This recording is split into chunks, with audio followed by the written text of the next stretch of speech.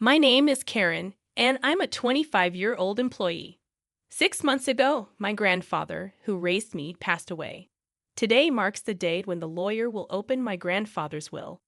That's why I find myself at my grandfather's house, accompanied by my sister Susan, who is 4 years older and my only family. Our parents tragically passed away in an accident 20 years ago, leaving us in the care of our grandparents. Since our grandmother succumbed to illness a few years back, our grandfather's health had been deteriorating steadily, and he frequently fell ill. Out of concern, I lived in an apartment near his house and often checked on him. "You're a grown woman. It's unbecoming to keep coming back home," my grandfather would jest, although he was always cheerful. Then, one day, as I went to visit him as usual, I found him in pain at the entrance. In a panic, I called for an ambulance, but he passed away suddenly. "Hey, what are you daydreaming for? At least prepare some tea." My sister's voice snapped me back to reality. "Right, the lawyer will be here soon," I responded, heading to the kitchen. Glancing back, I saw my sister lazily stretching out her legs on the mat, yawning. Even in the kitchen, I could still catch a whiff of her strong perfume, and I made a face. "She's the same as always," I murmured under my breath, placing the kettle on the stove. My sister had always been self-centered. As a teenager, she dyed her hair and associated with troublemakers, always demanding money without working. Even when her antics caused trouble, she remained unfazed, leaving me to deal with the fallout. It seemed she hadn't changed much as an adult, with no stable job and drifting around, relying on part-time work.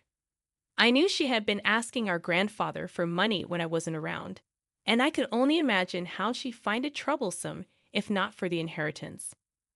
"Ah, you must be the lawyer. Thank you for coming today." I heard my sister's high-pitched, formal voice announcing the lawyer's arrival. Hurriedly, I placed tea leaves into the teapot and made my way back to the entrance. "Thank you for coming today," I greeted the lawyer. I had met him at the funeral, and his eyes held the same kindness as my grandfather's. A lawyer's badge gleamed on his chest. After we offered incense in front of my grandfather's portrait, he graciously accepted the tea I served before retrieving my grandfather's will. It had been entrusted to him while my grandfather was still alive. The contents were straightforward. My elder sister Susan was to inherit $20 million in cash, and I, the younger daughter, was to inherit this house and the land it sits on, I read aloud. Upon hearing this, my sister burst into laughter. 20 million in cash for the elder daughter, and only an old house for the younger one? How hilarious. "It's just right for someone as plain as you," she remarked with a sneer. "It's not just the house. There's also the land," I retorted, to which she chuckled snidely. "Huh, the value of this land in such a god-forsaken place is hardly surprising." "Ah, I would have preferred cash. I guess Grandpa must have had a soft spot for me after all," she commented. I can't deny that I am a bit shocked. I suppose my grandfather wanted me to protect his beloved house and land, where he spent his life with my grandmother, I replied thoughtfully. "Huh? A house and land? That's pretty awesome, isn't it?" Brian, my boyfriend, exclaimed in surprise after hearing my story. I shook my head, implying it's not as great as it sounds. "Not really. My sister inherited 20 million in cash. That's more impressive," I admitted, feeling a sense of emptiness as I said it aloud. Even though I was being modest, verbalizing it felt like an acknowledgement. "Wow. Beautiful and have money. Now she's the more the better victory," Brian remarked insensitively. Shooting him a side glance, I noted his gap in sensitivity. Realizing his misstep, he joked, "Your comfort means more to me than money, Karen." Brian had been my boyfriend since I started working. We met at a social event, and being of the same age, we clicked well. I introduced him to my grandfather and my sister. While he hadn't proposed yet, I had been considering marriage. Today was our first date in the wild, and I ended up telling Brian about my inheritance. I suppose it was because I thought he would become my husband someday. I had no idea I would come to regret this. A few days later, I found myself visiting the family home I had inherited from my grandfather. I had intended to clean and sort out my grandfather's belongings. The property was large, but the house was modest. I figured I could manage it on my own. As I looked around the house, I pondered, it's close to my workplace. Maybe I should move here. Living here leisurely with a cat doesn't sound too bad. There would be no rent to pay, and while there might be maintenance costs for deterioration, I have been working hard and saving, so it shouldn't be a problem. Maybe someday with Brian. Feeling embarrassed at the thought, I shook my head vigorously and rolled up my sleeves to begin cleaning. Just then, I received a call. My sister's name appeared on my smartphone screen. "Sis, what's up?" I answered.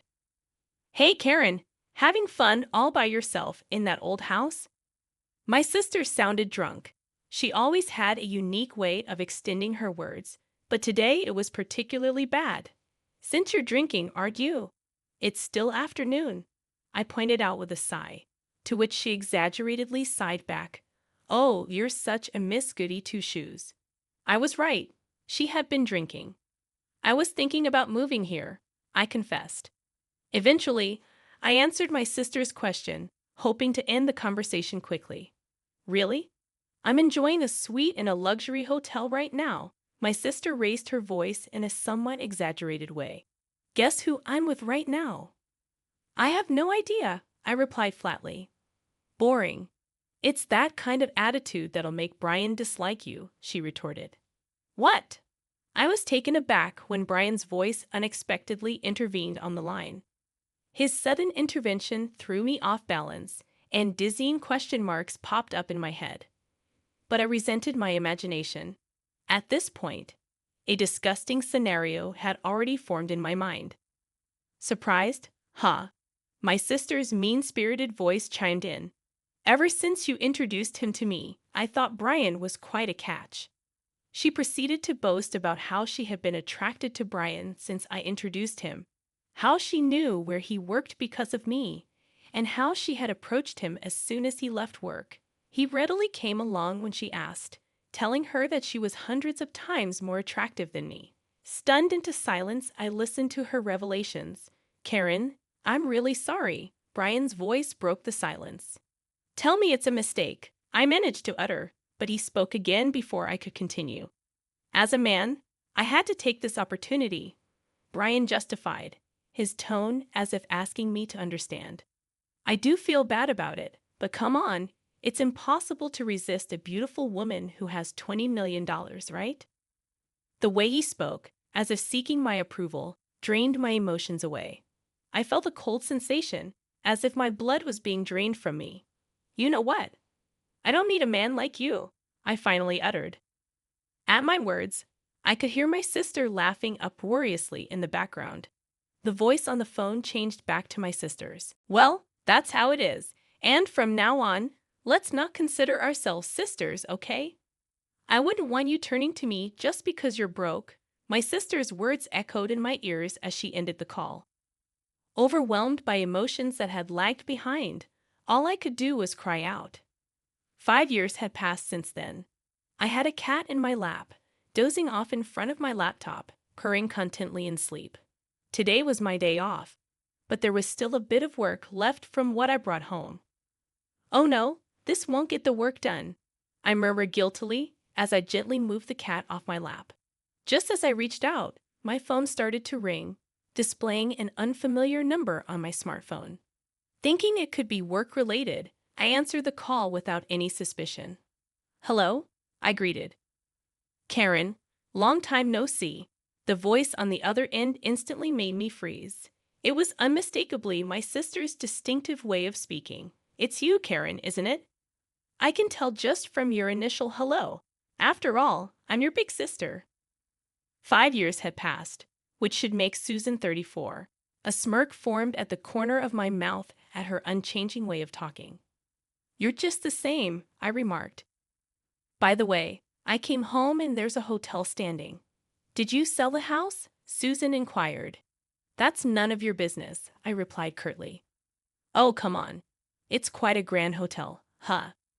"You must have made a good chunk of change, huh?" she prodded. Getting fed up, I was about to end the call when she started to chatter about her current situation. According to Susan, she had blown through the inheritance in about 2 years and now had a considerable amount of debt. Even Brian, whom she was still hanging around, seemed to be drowning in debt. I was speechless. Honestly, I couldn't care less. So, lend me some money, Susan demanded. Against Susan's yelling, I answered calmly, I've always wondered why Grandpa distributed his estate that way, but on the day you took Brian from me and cut ties, I understood. I started talking slowly. 5 years ago, when Brian broke up with me, I was crushed. After crying my heart out, I sat dazed in my room, staring into space. I'm such a fool, I murmured as large tears began to spill again. My gaze fell on a painting I had made as a child and had gifted to my grandfather. He had framed it and kept it hanging lovingly. Rising unsteadily, I picked up the painting. Grandpa, I whispered. When feelings of nostalgia and loneliness welled up and tears started to come, I felt something drop from the back of the frame. Picking it up, I saw it was a fresh sheet of notepaper addressed to me. I remembered how, when I was little, I used to stick notes on the back of this frame and exchange secret messages with my grandfather. It was like a family journal, really. Knowing that I was to inherit the house, he probably figured I'd find this note. I'm glad I noticed. I shuddered at the thought that I might have left it unnoticed. To Karen, the date on the letter was just before my grandfather passed. I knew you definitely noticed this letter. Right now, you're probably wondering why I distributed my estate in such a manner, cash to your sister, and an old house and land for you. It may seem like I favored Susan, but that's not the case. Despite any claims of favoritism, I wanted to leave most of my estate to you, who cared for me till the end. I finally understood what had been bothering me. No matter what, Grandpa thought more of me, huh? I muttered. I'm sure I was deeply hurt by Susan's words at that time. Despite having loved my grandfather more, a kind of jealousy clouded my thoughts as I continued to read the letter. But Susan would not be satisfied with a regular division. This child, even as her grandfather, I must admit, she's terribly greedy. Exactly, Grandpa. She even took my boyfriend from me. That's what I want to tell him in my heart. That's why I arranged it this way.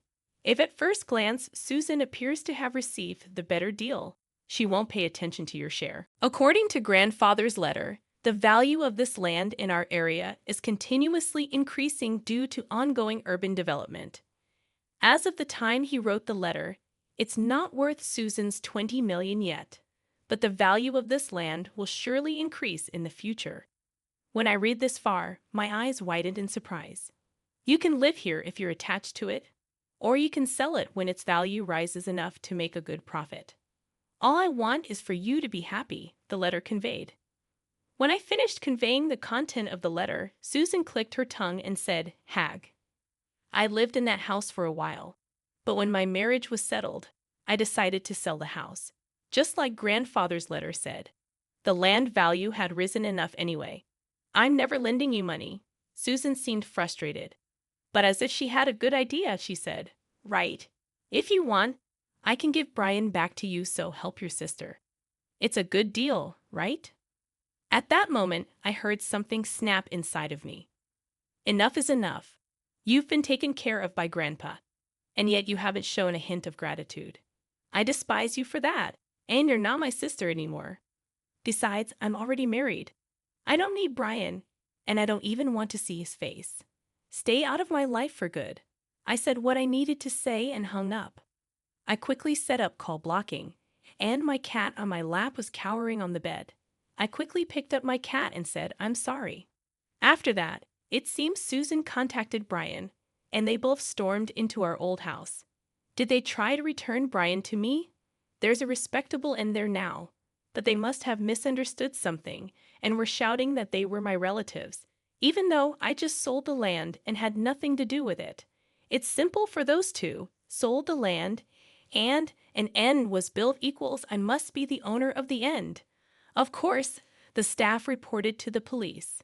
The two of them were arrested because they had destroyed several items in the end. Furthermore, it was discovered that they had been committing marriage fraud for money in the past. Seems they'll be sent to prison together. I was also questioned by the police, but I was able to prove that I had no involvement quickly as we were estranged and was released. As my husband, who came to pick me up, and I were walking through the station, we heard screaming and turned our gaze, and there were Susan and Brian, who looked completely different. Fortunately, they didn't notice us. Both of them had messy hair, worn-out clothes, and looked nothing like the two people I remember, especially Susan, who never skipped her makeup in fashion, looked even more different. They were probably being moved into a different location. As I watched the two of them, filled with a sense of melancholy, my husband and I locked eyes. I grabbed the hand he extended, and we left the police station. "Are you okay?" My husband, always concerned, looked at me with gentle eyes. "I'm okay. I have you and this little one," I said, touching my fairly noticeable belly, and smiled back. "In my belly, a new member of our family is growing."